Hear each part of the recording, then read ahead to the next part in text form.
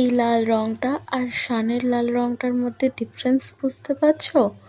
তো এই লাল রঙটা আমি করেছি, আর এই পাশটায় যেটা সাদা হয়ে রয়েছে এটা মা পরে করেছে। এই যে দেখো, এটা মা করেছে। ভিডিওটা অনেক দিন আগে তুলে রেখেছিলাম, এডিটিং করা হয় না। আমি কেন যে করি না আমি নিজেও বুঝি না, এত ল্যাথখোর মানুষ হয়।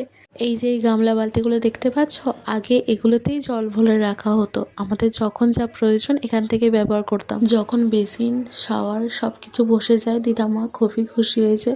তাদের চোখ মুখ দেখে বোঝা যাচ্ছিলো, আর সবাইকে দেখে দেখে দেখাচ্ছিল। তো আমার তো খুবই ভালো লাগছিলো। দিদিও অনেক সাপোর্ট করেছে। তো আমি চাই যে জীবনে আরও অনেক কিছু অ্যাচিভ করতে।